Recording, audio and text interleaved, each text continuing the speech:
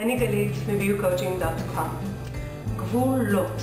זה דבר שכל כך קשה לנו לעשות, ואנחנו, גם אם אנחנו רוצים לעשות, לא תמיד אנחנו יודעים איך. אז היום נמצאת איתי שרית מנחום, שהיא מנחת הורים, ומנחה של קורסי כישורי הורות. היי שרית. שרית, איך אנחנו מציבים גבולות לילדים שלנו? אז זאת כמובן שאלת השאלות של הדור שלנו, דור חסר גבולות. אני רוצה להגיד את זה, לשאול את השאלה בצורה קצת אחרת, כי בדרך כלל בסדנאות באים הורים ואומרים, מה אני יכול לעשות כדי שסוף סוף יקשיבו לי? נכון, אנחנו רוצים שיקשיבו לנו. אז זהו. ברור שהכוונה שלנו היא טובה, אנחנו יודעים הכי טוב מה טוב לילדים שלנו, אבל זה קצת יותר מורכב מזה. למה בעצם חשוב שנציב גבולות לילדים? אוקיי, אז קודם כל בואו נגדיר מה זה גבולות. גבולות זה בעצם היכולת להבחין בין טוב ובין רע. משהו מעבר לגבול הוא רע. הוא לא מתאים לנו, הוא פוגע בנו והוא לא עוזר לנו. וזה הדבר, זו החובה הבסיסית שלנו כהורים. לשמור על הילדים ולהדריך אותם ולהכין אותם לחיים. גם ההסתכלות היא של הכנה לחיים, זה איזשהו תפקיד מאוד כבד. נכון. עכשיו, אני לא מדברת רק על עוד 10 שנים. להכין לחיים זה גם שילד הולך לגן, הולך לבית ספר, יוצא מהבית, הוא צריך לדעת מה טוב ומה רע, לא רק בתוך הבית. כמובן, גם לטווח רחוק. לטווח רחוק אני מדברת גם על מציאת הזהות האישית שלי. כן? שהיום זה נורא נורא נורא חשוב. לדעת מה טוב גם בשבילי, לא רק טוב ורע באופן כללי. וזה היסוד של זה. אז הבנו שזה ממש חשוב ואפילו הכרחי שנציב את הגבולות לילדים. אז עכשיו מגיעה שאלת השאלות. איך עושים את זה? איך בעצם מציבים גבולות לילדים? אז תכלס, יש לנו 6 עקרונות. העיקרון הראשון, אולי הוא הכי חשוב, זה פשוט שאנחנו נחליט מהם הגבולות שחשובים לנו. נדמה את זה, כן, לפירמידה שבראשה, כן, החלק העליון הוא בעצם הדברים שאנחנו לא מוכנים לוותר עליהם. עכשיו חשוב לי להגיד, אני לא מדברת עכשיו על שום דבר שקשור לבטיחות אישית, כי זה לא נתון למשא ומתן. זאת אומרת, לא אש, לא חשמל, לא בטיחות בכביש, לא הדברים האלה. אלה דברים שאני מקווה שהם משותפים לכל המשפחות, אבל לכל משפחה יש את הפירמידה משלה. בחלק האמצעי של הפירמידה, הוא כמובן קצת יותר רחב, נמצאים הדברים שגם הייתי נורא שמחה שהם יתקיימו, אבל אם אני צריכה לבחור את המלחמות שלי, כן, או יותר נכון את הדברים שאני רוצה לעמוד עליהם, אני מעדיפה את הדברים שנמצאים בחלק העליון. ובחלק התחתון, שהוא בעצם בסיס הפירמידה, שהוא הרחב ביותר, אלה הדברים שגם שם הייתי רוצה שהם יתקיימו, עליהם אני מוותרת מראש. כי העיקרון הראשון הוא בעצם אומר, אני בוחרת את מה שחשוב לי. ואני לא יכולה לבחור את הכל, כי הכל לא יתקיים. הילד שלי לא יהיה בדיוק כל מה שאני רוצה. אני צריכה לתת לו גבולות שבתוכו יש גמישות.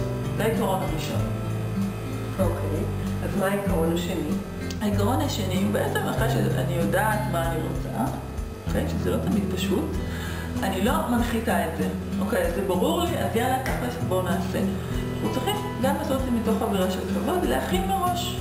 נניח שהחלטנו שאנחנו הולכים למדריכה, החלטנו שזה הדבר שהוא הכי חשוב לנו עכשיו, אז אנחנו אומרים, אני מכינה מראש, חבר'ה, בעוד חצי שעה אנחנו יוצאים, בואו נתחיל להתכונן. ולא ברגע האחרון.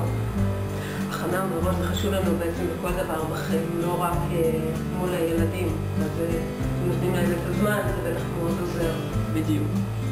העיקרון השלישי הוא, כן, שבעצם כל זה נחמד ויפה, אני החלטתי מה אני רוצה, אני גם מכינה אותו מראש, אבל עדיין לא בא להם.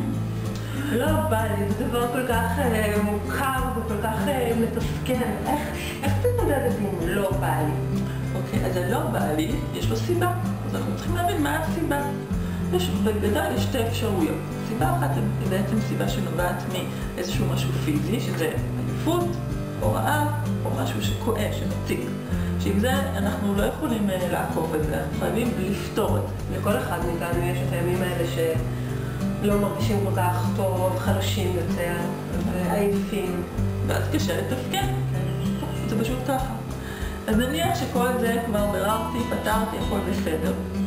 אז אם אין משהו פיזי שמציק, יכול להיות שיש משהו נפשי שמציק. הילד חזר מהגן, מהבית ספר, חברים, לא יודעת מאיפה, יש משהו שהוא לא נעים לו בפנים. לברר מה קורה. אני לא מדברת עכשיו על לעשות שיחת נפש של 10 שעות, אבל פשוט לראות מה עובר על הילד. פשוט להתעניין בילד, להיות קשובים אליהם.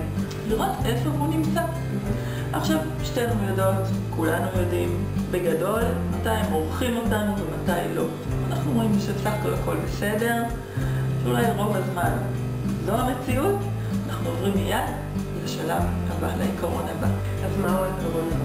בעיקרון הבא, בעצם אנחנו מסבירים מה תהיה התוצאה או התגובה שלי לחוסר הרצון שלו. מה זאת אומרת? אני מסבירה לו איך החיים פועלים.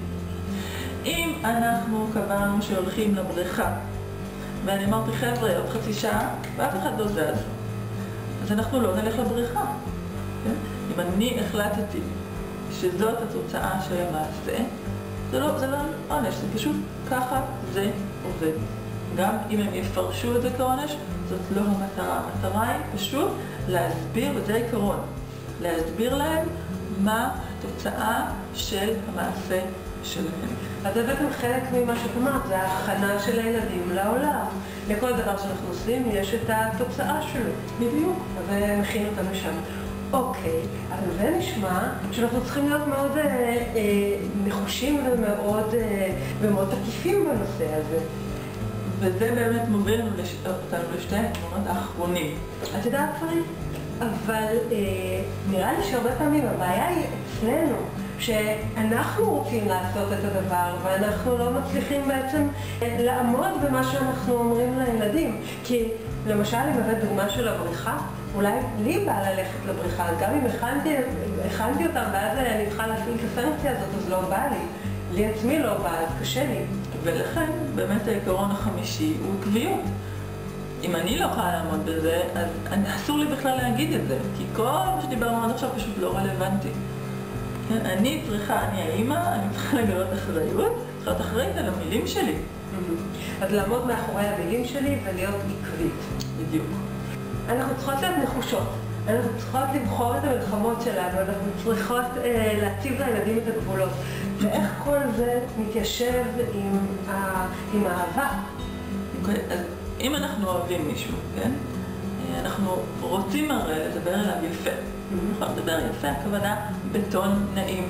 והטון שאני מדברת עליו כרגע, זה טון שאנחנו קוראים לו נחישות אדיבה.